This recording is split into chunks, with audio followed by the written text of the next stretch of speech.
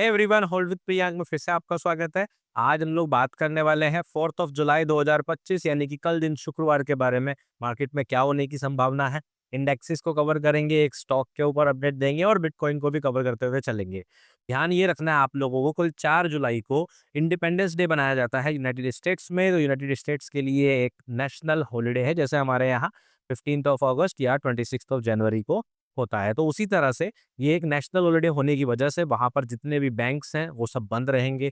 तो मोस्टली मोटा-मोटा मैं आपको ये कहना चाह रहा हूँ, कल यूएस में ट्रेडिंग नहीं होगी। अब आप बोल रहे होंगे कि सर यूएस में ट्रेडिंग नहीं होगी, ये बात हमें क्यों बता रहे हो? क्योंकि अगर डॉलर ट्रेड नहीं होगा तो मोर लाइकली इस दिन इंटरनेशनली हर एक मार्केट के अंदर, अगर वो इंटरनल किसी पर्टिकुलर कंट्री की मार्केट नहीं है, यूजुअली वॉल्यूम बहुत लो रहता है और मूव्स जो होते हैं वो बहुत ही कम होते हैं। तो इस बात को आप लोगों को ध्यान रखना है कि हो सकता है इस चीज़ का इम्पैक्ट इंडियन मार्केट्स के ऊपर भी पड़े।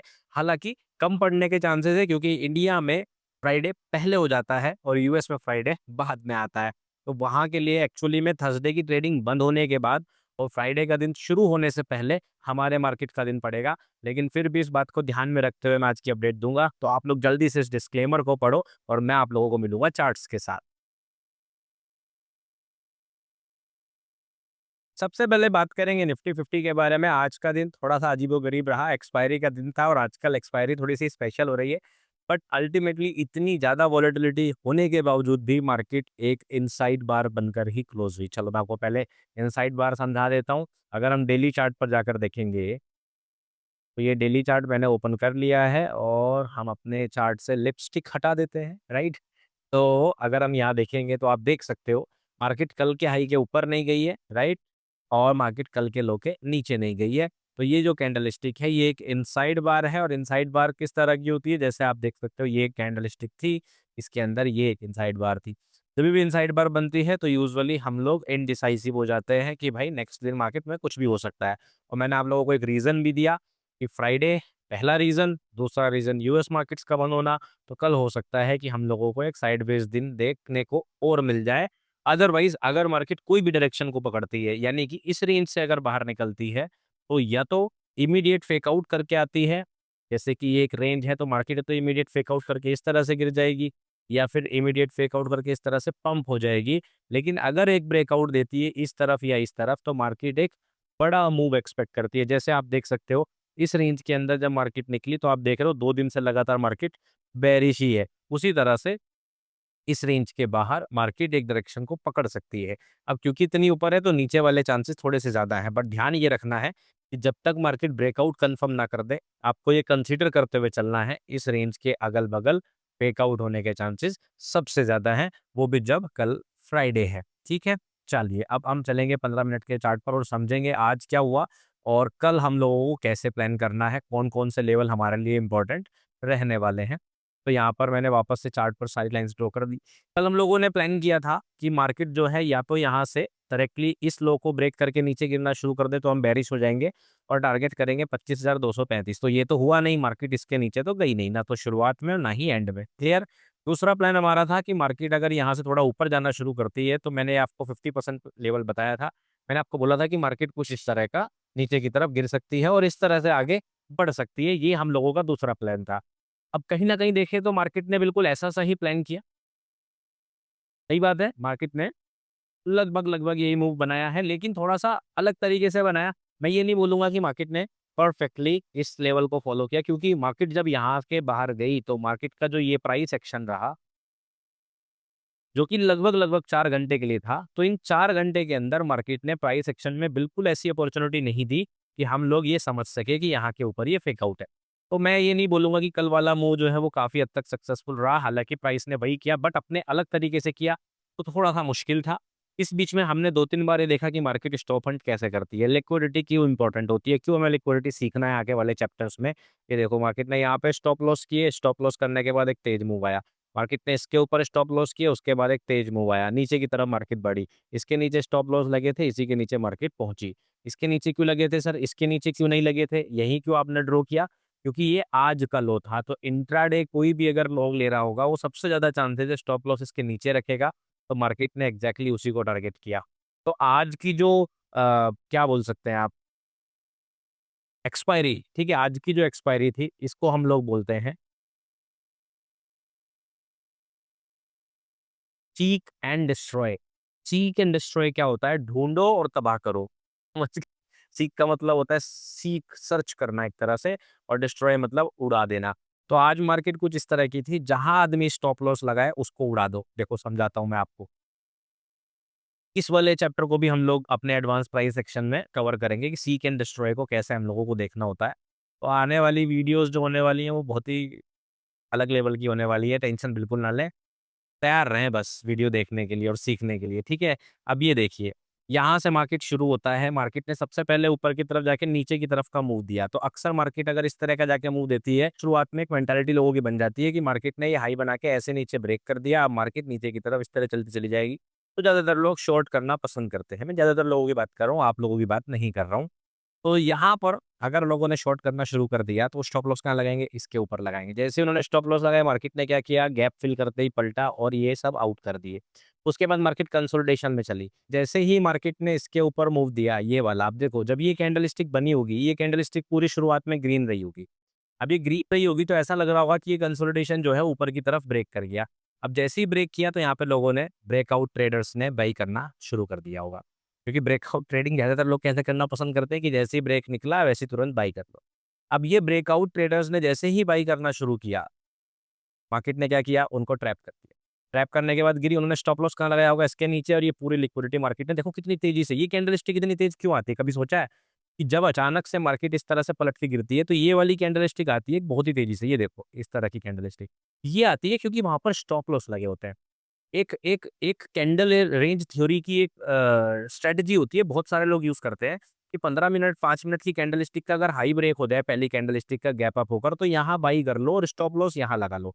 मैंने आप लोगों को कभी नहीं सिखाई, ना ही मैं इसको यूज़ करता हूँ कभी, क्योंकि मुझे पता है कि जैसे ही ये लोग बाई करते हैं, इसके स्टॉप लॉस यहाँ लगे होते हैं और मार्केट चाहती है स्टॉप लॉस को ट्रैप कर। तो मार्केट का एक ही काम है, इसके नीचे के स्टॉप लॉसेस उड़ाना। उसी तरह से जैसे ही यहाँ पे लोगों ने बाई करना शुरू किया, ये कैंडलस्टिक आई, ट्रैप किया लोगों को, ये पलटा इस तरह से, यहाँ पे कुछ लोगों ने बाई किया होगा और तुरंत के तुरंत ये लंबी कैंडलस्टिक आई, जिससे कि इन सब के स्टॉप लॉस को क्रैश कर दिया मार्केट। फिर मार्केट ने क्या किया? वापस से कंसोलिडेशन। कंसोलिडेशन करने के बाद फिर से वही लिक्विडिटी स्वीप, फिर से मार्केट ऊपर की तरफ गई।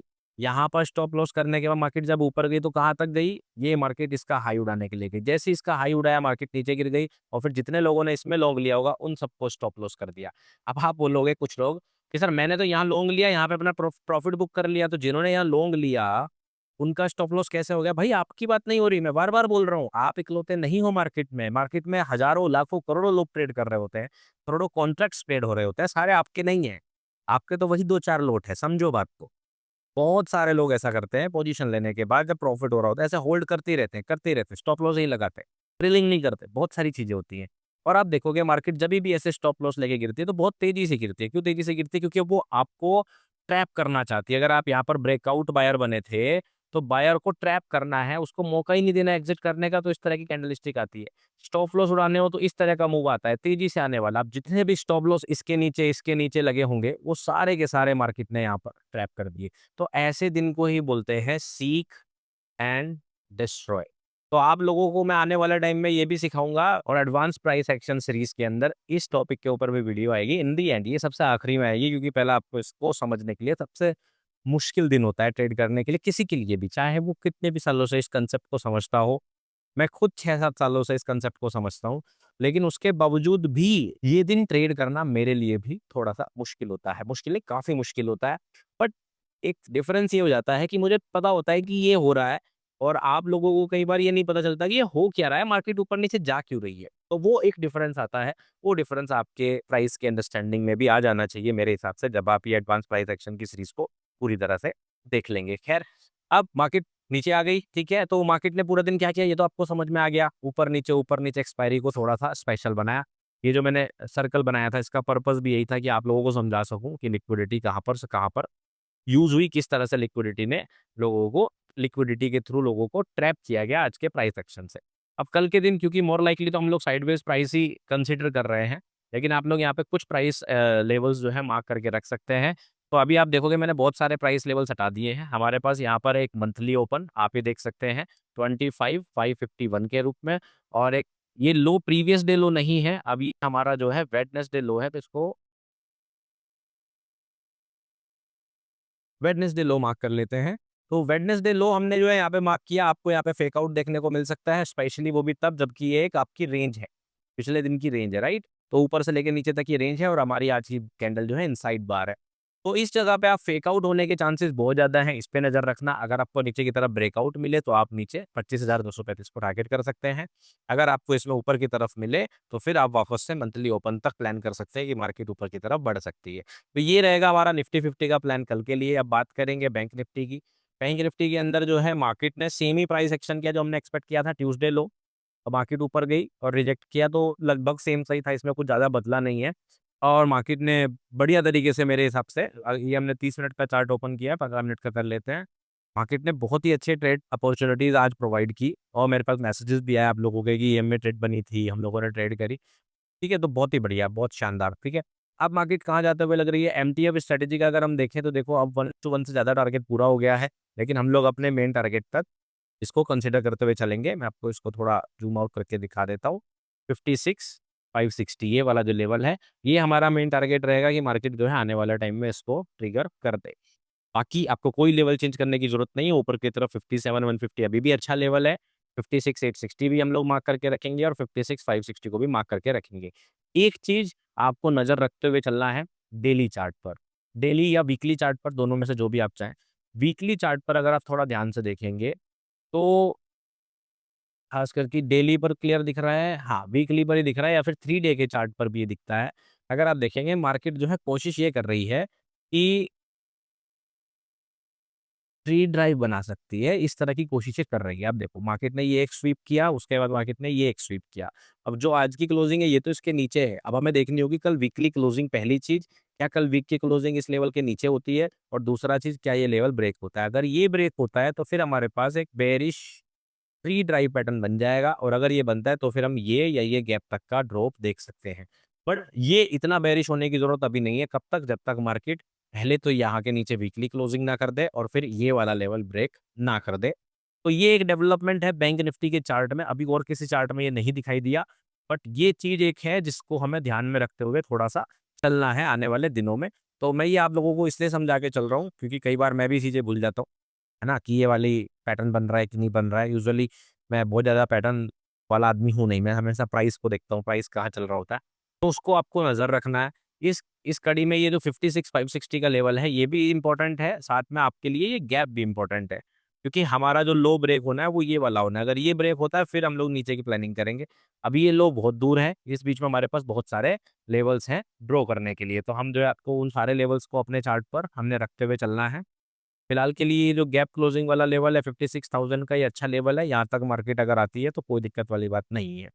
अगर मार्केट इसको भी टेस्ट करती है तो भी पलट के जा सकती है, इसको भी टेस्ट करके तो भी पलट के जा सकती है। तो अगर बेरिश रहेंगे तो ये दोनों लेवल टारगेट करेंगे। अगर मार्केट मंथली ओपन के ऊपर वापस चली जाती है, जो जुलाई का मंथली ओपन है, फिर हम लोग बुलिश होने का प्लान करेंगे। क्लियर? चलिए सेंसेक्स की बात करेंगे। सेंसेक्स के अंदर अगर हम लोग देखें सेम निफ्टी जैसा प्राइस एक्शन है। क्लियर? अभी इसके अंदर भी इनसाइड बार बनी है देखो, ये वाले हाई के ऊपर नहीं गया और ये वाले लो के नीचे नहीं गया। सेम निफ्टी वाला सिचुएशन है, अगर ये लो मार्क करके रखेंगे, इसके नीचे फेक आउट हो उसका ध्यान रखेंगे। अगर ब्रेकआउट होता है तो ये गैप जो हमने मार्क कर रखा है इसको फिल करने की प्लानिंग करेंगे। 82,783 ये हमारा मेन लेवल रहेगा, इससे नीचे का हम प्लान नहीं कर रहे कल को। अगर मार्केट वापस मंथली ओपन के ऊपर जाती है, 83,685 के ऊपर जाती है, फिर हम लोग कुछ बुलिश का प्लान करेंगे फिलहाल के लिए। अदरवाइज़ इस बीच में हम लोग साइडवेज एक्शन का ही एक्सपेक्टेशन रखेंगे कल के दिन में। ठीक है, अब इसके बाद बात करेंगे ओला इलेक्ट्रिक की। तो ओला इलेक्ट्रिक के ऊपर मैंने आप लोगों को एक अपडेट दी थी। हालाँकि इसकी अपडेट्स मैं कई बार दे चुका हूँ, ठीक है? नवंबर से कई बार मैं जो है इसकी अपडेट्स कर चुका हूँ और हमारा टारगेट जो था इसी एरिया से हम लोगों का टारगेट जो था वो था 30 से ₹25 का। इसके बाद मैंने आप लोगों को यहाँ से एक अपडेट दी थी जब ये 42 से 45 के बीच में था पिछले हफ्ते में, कि ये एक ज़ोन बन रहा है क्योंकि मार्केट जो है पिछले 4-5 महीने से एक ही जगह पर घूम रहा है, तो हो सकता है 42 से 45 की रेंज पर हमें ट्रैप करके मार्केट पलट के जाए। अब ये प्लान तो था हमारा, लेकिन उसके लिए हमें चाहिए था मार्केट जो है ये 55 वाला हाई ब्रेक कर दे, बट मार्केट ने जो है इसके नीचे ही ब्रेकआउट दे दिया है। तो इस हिसाब से तो लगता है कि जो मेरे पहले टारगेट्स थे 30 से 25 उसके अंदर कोई खास चेंज अब हमें नहीं करने की ज़रूरत है, ठीक है? और ये ड्रॉप आ ही गया है। अब अगर हमारे कह सकते हो आप टारगेट के अंदर या प्लानिंग के अंदर कोई चेंज होगा तो वो सिर्फ तभी होगा अगर मार्केट ये वाले लेवल को ऊपर की तरफ ब्रेक करते। तो अगर ओला का प्राइस 45.00 के ऊपर ब्रेक करके जाता है तो हम लोग प्लान करेंगे कुछ डिफरेंट। अदरवाइज हम लोगों का प्लान सिंपली यही 30 से 25 का रहेगा, क्योंकि ये अपडेट मैंने आपको रिसेंट नहीं बताया था, इसलिए मुझे लगा कि इसका अपडेट आप लोगों के लिए कर देना जरूरी है। अब बात करेंगे बिटकॉइन डॉलर के चार्ट की। तो बिटकॉइन डॉलर के चार्ट पे तो आई होप कि आप सब लोगों को कल ही मज़ा आ गया होगा। कल जो मैंने दिखाया था अब आप लोग देख ही सकते हो। बिल्कुल आप मतलब यहाँ से 27 जून से लेके कोई भी वीडियो देखो आप मेरी, उसके अंदर मैंने आपको सेम प्लान एक्सप्लेन किया था और अभी फ़िलहाल मार्केट बिल्कुल वैसा ही करते हुए दिखाई दे रही है। तो बहुत ही बढ़िया हमारा जो आउटलुक था अभी तक काम किया बिटकॉइन में। ये वाले हाईज़ जो है मार्केट ने ट्रिगर कर दिए। हमारा टारगेट जो था 111 का था, लेकिन फिलहाल मार्केट अगर हम देखें 110 टू 73 जा चुकी है। मतलब मार्केट 110 टू 73 ऑलरेडी जा चुकी है। हमारा टारगेट 111 के तक था। अगर आप देखोगे यहाँ से तो लगभग मार्केट $5000 से ज़्यादा का मूव अचीव कर चुका है। और आई होप कि ये प्लानिंग काफ़ी थी, मोर देन सफिशिएंट थी यहाँ पर आप लोगों को अपने लिए कुछ निकालने का। व्हाटएवर आप लोग निकाल पाए नहीं निकाल पाए ये तो आप ही को समझना है। खैर मार्केट जो है अब टारगेट करेगी इस वाले हाई को, मेरी ऐसी एक्सपेक्टेशन है, इसीलिए मैंने आपको 111 के का टारगेट दे रखा है। फिलहाल हम लोग वीकेंड आते हुए ये एक्सपेक्ट कर सकते हैं मार्केट थोड़ी सी साइडवेज रहते हुए या धीरे धीरे आगे बढ़े। ये हमारा प्लानिंग में हो सकता है, उसमें कोई चेंज करने की जरूरत नहीं है। 109 588 को इंट्राडे या स्कैल्पिंग पर्पस के आप लोग अपने चार्ट में रख सकते हैं और यूज़ कर सकते हैं। बाकी अगर आप क्रिप्टो ट्रेडिंग करना चाहते हैं तो आपको पता है कि डेल्टा का लिंक डिस्क्रिप्शन में है। डेल्टा एक्सचेंज पर आप अपना अकाउंट ओपन करके ट्रेड कर सकते हैं और अपनी फीस भी बचा सकते हैं। लेकिन ध्यान रखिए क्रिप्टो एंड एनएफटी प्रोडक्ट्स जो हैं वो इंडिया के अंदर अनरेगुलेटेड हैं और इसके अंदर ट्रेडिंग करने पर अगर आपको कोई फाइनेंशियल लॉस होता है तो उसकी कोई सुनवाई नहीं है। तो इसलिए सोच समझ कर ही अपना फैसला लें। बाकी लिंक डिस्क्रिप्शन में है। और बाकी एक और डिस्क्लेमर जो मैं आप लोगों को हमेशा बताता हूँ, क्या investment in security markets are always subject to market risk. Security markets के अंदर इन्वेस्टमेंट हमेशा मार्केट की रिस्क के अधीन होता है। तो सोच समझ कर इन्वेस्टमेंट करें, सारे डॉक्यूमेंट्स केयरफुली पढ़ें। और सेबी रजिस्ट्रेशन का मतलब ये नहीं कि मैं जो भी बातें आपको बता रहा हूँ 100% सही होगी या कोई गारंटी है या कोई एश्योरेंस है, ऐसा बिल्कुल भी नहीं है। ये वीडियो सिर्फ इन्फॉर्मेशन और एजुकेशन पर्पस के लिए है। आप लोग अपने फाइनेंशियल एडवाइजर से डिस्कस कर सकते हैं इस इन्फॉर्मेशन को ले जाकर कि मुझे सेबी या प्रियांक ने जो है ओला इलेक्ट्रिक के बारे में या उस स्टॉक के बारे में या इंडेक्स के बारे में ये बताया है, क्या ये सही है, क्या ये गलत है, क्या मुझे इस पर इन्वेस्टमेंट करना चाहिए, ऐसे सवाल आप अपने फाइनेंशियल एडवाइजर से पूछ सकते हैं। अब आपका क्वेश्चन होगा सर जब आप सेबी रजिस्टर्ड हो, आप तो रिसर्च एनालिस्ट हो, ये एडवाइजर कहाँ मिलेंगे? तो डेफिनेटली सेबी की वेबसाइट पर ही मिलेंगे। क्योंकि ये भी एक कमेंट आया था कि सर आप बोल रहे हो फाइनेंशियल एडवाइजर से डिस्कस करें, हम तो आप ही को एडवाइजर मान के बैठे। भाई मैं एडवाइजर नहीं हूँ, मैं एक रिसर्च एनालिस्ट हूँ। मेरा काम है रिसर्च करना और उसको पब्लिश करना आप लोगों के लिए। समझ गए? बाकी काम आपका है, आप अपने हिसाब से करें। क्लियर? और मेरा ओला इलेक्ट्रिक में कोई होल्डिंग, कोई ट्रेडिंग, कोई फाइनेंशियल इंटरेस्ट नहीं है, ये बात भी आप लोग ध्यान रखिए। चलिए, अब मैं आपके सामने आज एक और चार्ट ले आया हूँ, बिटकॉइन डोमिनेंस का। ये चार्ट काफ़ी दिन पहले मैंने अपडेट किया था, लगभग 1 महीने पहले, और इसको कई बार मैं अपडेट कर चुका हूँ, अक्टूबर, नवंबर, दिसंबर, तीनों महीनों से। और आप देखोगे यहाँ से मार्केट ऊपर ही जाती रही है। मैंने आप लोगों को हमेशा बोला कि जब तक मार्केट 59.65 के ऊपर है, मोर लाइकली बिटकॉइन का डोमिनेंस स्ट्रॉन्ग रहेगा और ऑल्ट कॉइन्स के अंदर बहुत ज़्यादा ग्रोथ हमें देखने को मुश्किल ही मिलेगी। ये प्लानिंग हम लोग कई बार कर चुके हैं। मार्केट में देखेंगे आप डोमिनेंस हर हफ्ते ऊपर की तरफ ही जा रहा है। लेकिन अभी मैंने एक चीज़ देखा, एक चीज़ नोटिस किया कि यहाँ पर फिर से वही जैसा मैं आपको बैंक निफ्टी में समझा रहा था, थ्री ड्राइव पैटर्न बनने के भी चांसेस हैं आने वाले हफ्तों में। तो अगर वो बनता है तो ठीक, अदरवाइज़ मार्केट जो है ऊपर की तरफ बढ़ के 73 की तरफ बढ़ना चाहिए, ऐसी मेरी एक्सपेक्टेशन है। अब हमें कैसे पता चलेगा कि सर ऊपर बढ़ेगा कि नीचे जाएगा? तो हम लोग अपने मेन प्लान पे रहेंगे कि मार्केट का ट्रेंड अगर बुलिश है तो हम लोग बुलिश की तरफ ही फॉलो करेंगे। अगर मार्केट कोई ऐसा संकेत देती है थ्री ड्राइव का, तभी हम लोग इसको प्लान करेंगे। तो उसके लिए हमने क्या करना है, यहाँ पर आप लोगों के लिए मैं एक लेवल ऐड करा रहा हूँ।